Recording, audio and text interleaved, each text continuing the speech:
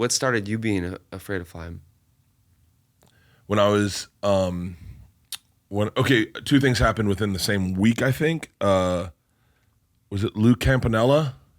The catcher for the Yankees died in a plane crash. And I walked into my dad's office and I said, what year was Lou Campanella? What year did he die? Roy Campanella. That can't be it. 93. No, it was a different catcher. Maybe it was, I forget. There was a famous person who died in a plane crash.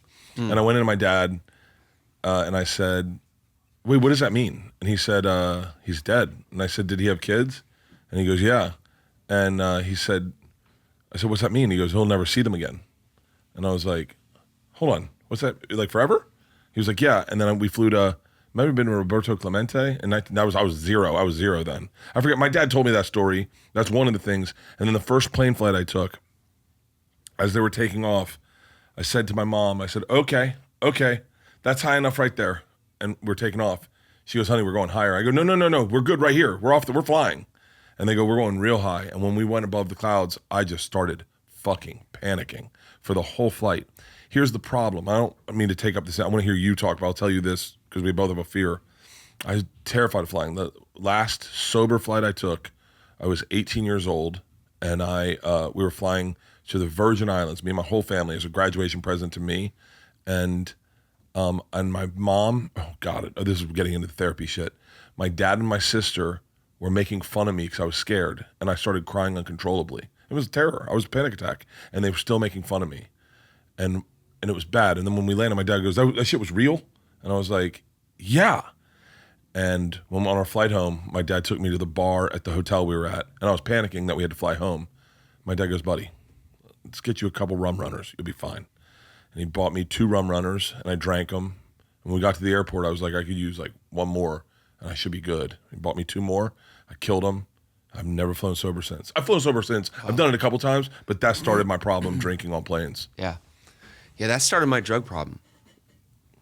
Flying before my accident, in order for me, number one, just to leave my kids and go on tour for 3 months in Europe, I'd have to take a handful of pills, smoke a blunt, and have a shot of tequila. What was your favorite pill? Just to get in.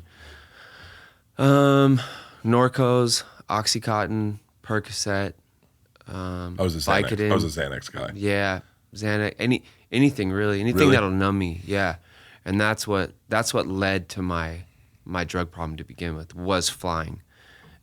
It's kind of weird, and then at the end, when I don't need to fly anymore, I have no drug problem. You know, I didn't need to really numb myself anymore.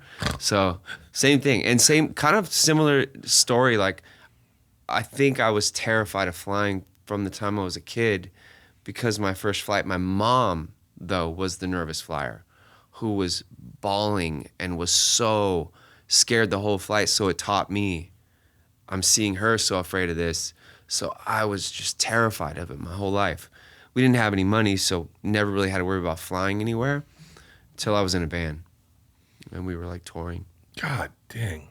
It's crazy the trauma that our parents pass on to us. Yeah. That was what my therapy was about. Yeah, it's wild. It's so wild. It's crazy. Yeah. The therapist pinpointed something like so quick, and my wife already knew the answer, and she was just sitting there like just this smarmy like, and I was like, just say it. She's dying to say it. It's my dad, okay? It's my dad. Yeah.